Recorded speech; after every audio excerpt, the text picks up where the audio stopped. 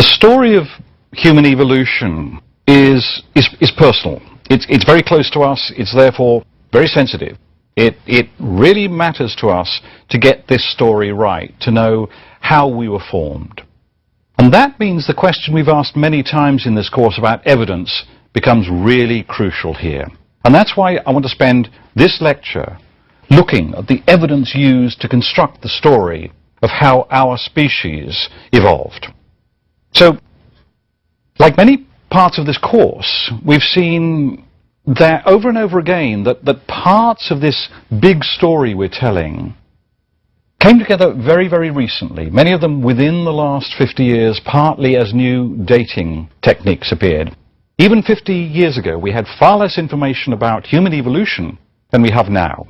And we had far less confidence in what we knew. So the picture of human evolution has got much more precise, much more detailed, much richer in just the last 50 years. And we can expect it to get more precise in the near future. So I want to look at the sort of evidence. This goes back to a question we asked at the very beginning of the course.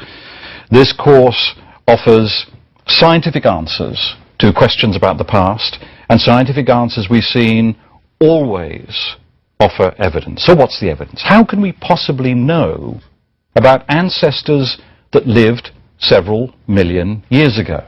It would have seemed completely impossible just a few centuries ago. And the other question, why should we trust this story? Why should we trust the story that I've just told?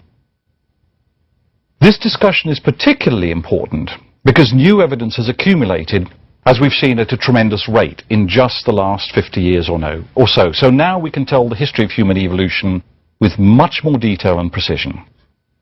Okay.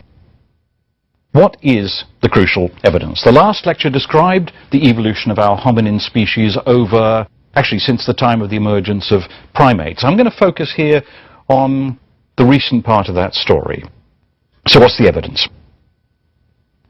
I'm going to talk about three main groups of evidence. The first is, let's call it the fossil evidence. Fossils and remains, the sort of things you can dig up.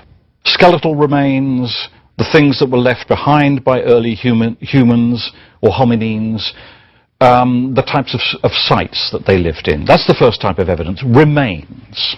The second comes from modern studies of closely related species, such as chimps and gorillas. And that can teach us a lot about the social world, the technologies of early hominines.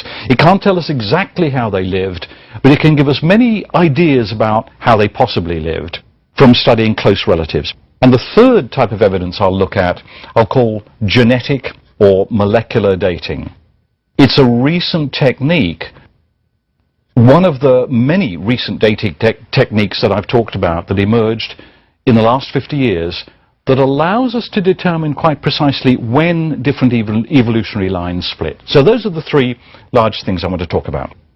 Let's begin by talking about fossils and remains. Probably the most important evidence of human evolution comes from surviving remains of our ancestors and the objects they left behind and the living sites that they left behind. These can tell us a lot about the physiology of our ancestors, their basic structure, particularly their skeletons, of course, but also they can give us many hints about what they ate and how they lived. They can tell us quite a lot about their lifeways. Some of the most exciting hominin remains have come from the African Rift Valley, as we saw in the last lecture. This is this tectonic tear that runs from Mozambique through Tanzania and Kenya to Ethiopia. And like everywhere where you get a sort of tear in the earth, it very often reveals many fossils because you get a chance to sort of look at what is beneath the surface. Now, I want to take as an example of the sort of things we can learn from fossils and other remains the famous, perhaps the most famous hominin fossil of all, Lucy. In 1974, in Hadar, Ethiopia, an American archaeologist, paleontologist, Don Johansson, and his colleagues found almost 40% of the remains of a hominin individual that was about 3.5 feet tall. This was a very, very exciting discovery. And just to give you some feeling for what it's actually like to work as a paleontologist, I'd like to quote from Johansson's own account of the moment of discovery. And this is what he says. This is November the 30th, 1974. He's in Hadar, which is a quite arid and fairly remote region of Ethiopia. And now I'm quoting. As always, I kept my eyes moving along the ground with every step. I knew that the gully had been worked over a couple of times before, so I wasn't surprised when it appeared to be empty of bones. But just as I turned to leave, I saw what appeared to be a fragment of an elbow joint lying at the bottom of the slope above. Tom Gray and I knelt down to examine the thing. It was small, very small, but unquestionably a hominid. Then I spotted a piece of skull next to Tom's hand, and suddenly we seemed to be surrounded by hominid bones, a femur, a piece of pelvis, ribs, some vertebrae. For a while we just groped around from one bone to the next, too stunned to speak. It occurred to me right away that perhaps all these bones might belong to a single individual. But I was afraid to speak that thought out loud, as if by doing so I would break the spell, and we would once again find ourselves standing in an unremarkable, boneless little gully in the middle of nowhere. Tom, on the other hand, could not hold in his excitement. He let out a yell, and then I heard myself yelling too, and we were hugging each other and dancing up and down in the heat. I like that passage. It gives you some sense of the extreme excitement of finding 40% of a skeleton. Paleontologists are used to meager rations. They can get very excited if they find one tooth or one knuckle bone. 40% of a skeleton is magical. It also gives you some sense of how tough life can be as a paleontologist. You organize the expedition, you spend months planning it, you raise the money, you go out there, you go out looking for fossils, maybe for weeks, maybe for months, and there's always the possibility you'll find nothing. The whole thing will have been wasted. So all of that background explains the extreme excitement that Johansson describes on finding Lucy. Lucy is one of the most complete hominine skeletons ever found. Johansson christened the remains Lucy because his team had been listening to the Beatles song Lucy in the Sky with Diamonds. This is, remember, 1974. Now, how much information can a good physical anthropologist or archaeologist extract from such a find? Let me describe some of the information that you can get from Lucy. Lucy illustrates very well some of the things that skeletal remains can tell us. First, radiometric dating of the materials around Lucy determined that she lived about 3.2 million years ago. Now, you remember radiometric dating? It depends on measuring the breakdown of radioactive materials. If you can measure how much they've broken down, you know when the lump of stuff they're in was formed. But note that what they had to date was not Lucy herself, it's the stuff just around Lucy. So this is one of the dangers of radiometric dating, and one of the things that anthropologists, archaeologists have to be very, very careful of. It's always possible the bones have actually shifted and what you've dated is not exactly precise. And there's another form of imprecision we need to be aware of. Radiometric dates are always given as plus or minus a certain percentage. And this is because radioactive breakdown is itself a statistical process. So you give a band of dates. You say 3.2 million years plus or minus a certain percentage. So with those qualifications, we know that Lucy almost certainly lived a bit more than 3 million years ago. Study of the pelvis showed that Lucy was female. Study of the teeth and other anatomical features suggested very clearly that Lucy belonged to the genus of Australopithecines, which we discussed last time. And the genus, I'll remind you, is the next taxonomic level above the species. Close study of the bones also suggested that she died in her 20s. So already we know a lot about Lucy. Now, study of the pelvis and the base of the skull suggested that she was bipedal. Now, it may seem obvious why the pelvis is relevant if you're studying bipedalism, but how can you detect bipedalism from studying the skull? Just think about this for a moment. In fact, if you're listening to this in private, you might want to get down on four legs and you'll find it easier to figure this out. In quadruped species, the spine enters the skull from behind because you have to lift your head up, not from below. But if you're a bipedal species, you want the spine to come into the head from below. Okay? And you'll get a very clear sense of that if you get down on hands and knees. So that's how the skull can tell us whether this is a largely bipedal species. Yet her brain, at about 450 cc, was only slightly larger than that of a chimp. This is one of the easiest measurements you can make, by the way. You take the skull, you plug some of the holes temporarily, you fill it with sand or some other medium like that, then you figure out how much sand you've put into it. So clearly, as we saw last time, bipedalism evolved before large brains. This was simply proving something that anthropologists were already beginning to understand. And this has been one of the great discoveries of modern paleontology, that the first thing that distinguished us from the great apes was not greater braininess, it was not smartness, it was bipedalism. And this cut across the old assumption that the first sign of humans would have to be cleverness. As we'll see, cleverness in several forms came quite late in the story. Now let's move beyond Lucy. In 1978, Mary Leakey, Louis Leakey's wife, discovered fossilized footprints left by 3 Australopithecines who'd walked through still warm lava in Laetoli in Tanzania, also in the Rift Valley. These footprints could be dated to about 3.6 million years ago. And once again, they confirmed that Australopithecines were bipedal. I have to say those prints I also find really rather moving. It's like Lucy's skeleton. They seem to momentarily bring us very close to our ancestors. We can all too easily empathize with them as they felt the warm soil beneath their feet, and they're probably scurrying to get away from a nearby volcanic eruption. There are even hints, one of them was smaller, that one of them was holding a younger one by the hand. So this is the sort of evidence that really helps us to kind of empathize with this world.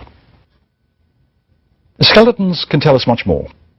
For example, paleodentists, people who study the teeth of skeletal remains, can tell whether a tooth was used to eat plants or meat.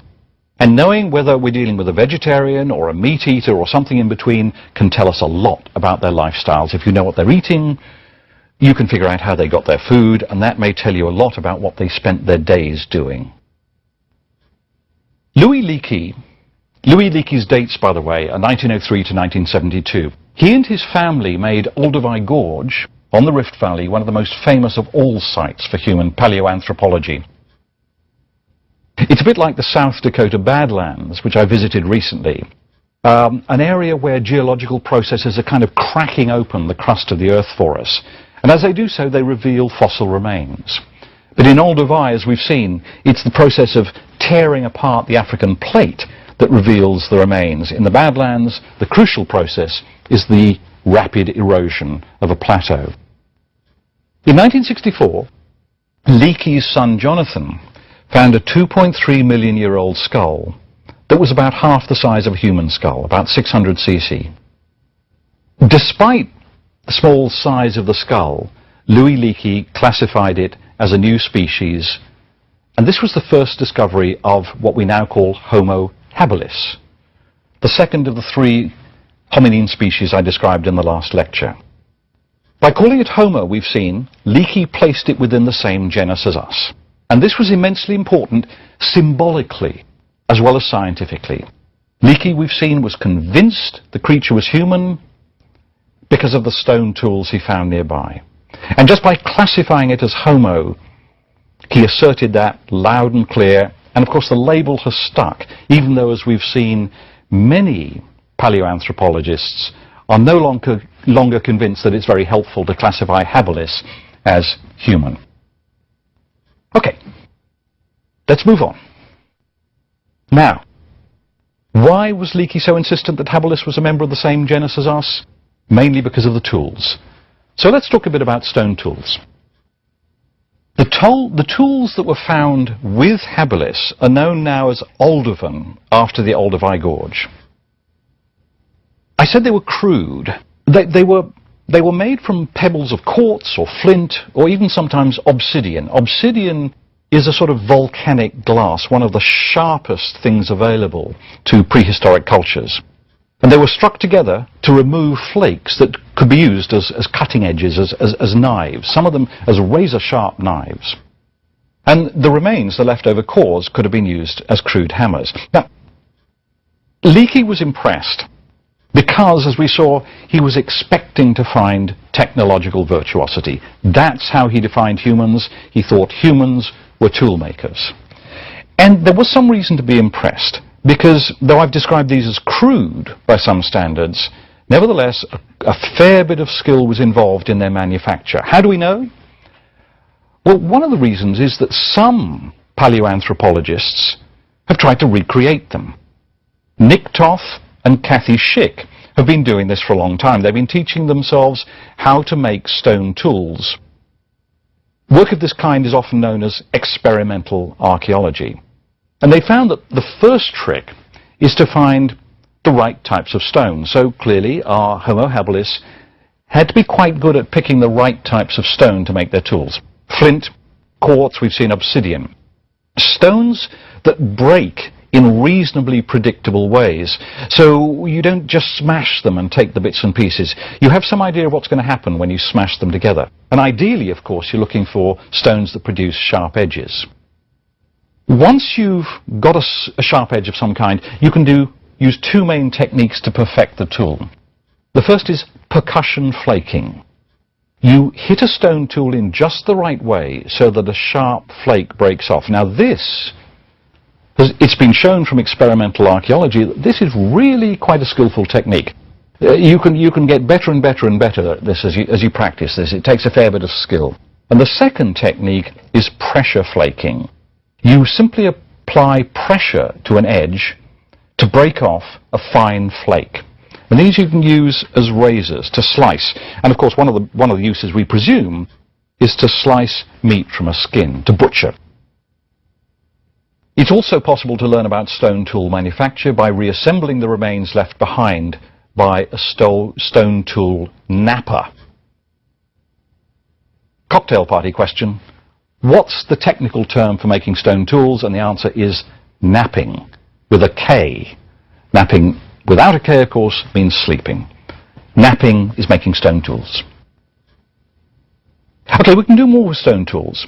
If you study their edges through a microscope, you can often figure out what materials they were used on. And this can tell us a lot about diets and lifeways. For example, Homo habilis seems to have had an omnivorous diet dominated by plant foods such as leaves and fruits, but also including some meat. Now, what does that tell us? It tells us that despite the conviction of an earlier generation of anthropologists, early humans were not necessarily hunters.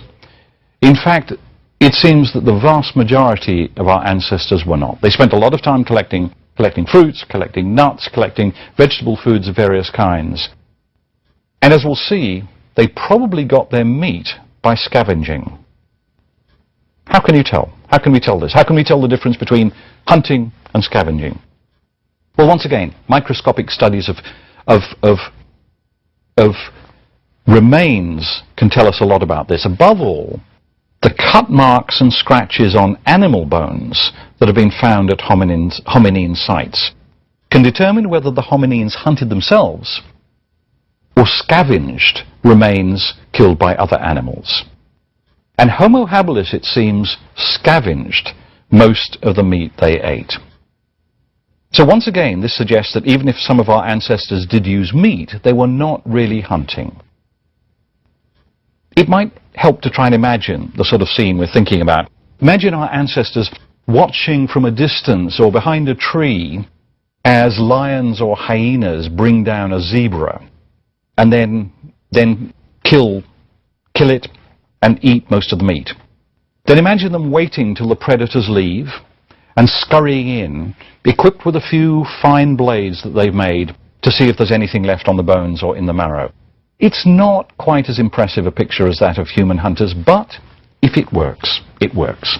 And of course, meat is extremely rich food, so a diet with some meat in it may have been a very, very productive source of energy. Okay, now that's a long discussion of some of the things we can learn from studying fossils and the things that hominines and our ancestors left behind. And I hope it gives you some idea of how much information a good paleontologist can tease out of these remains. Now I'd like to look at a second category of evidence that's been used to construct our modern account of human evolution, and that's the study of primates in the wild. The crucial work here, and I mentioned this in passing in the previous lecture, the crucial work here was done, the pioneering work, by two former students of Leakey's, Jane Goodall and Diane Fossey.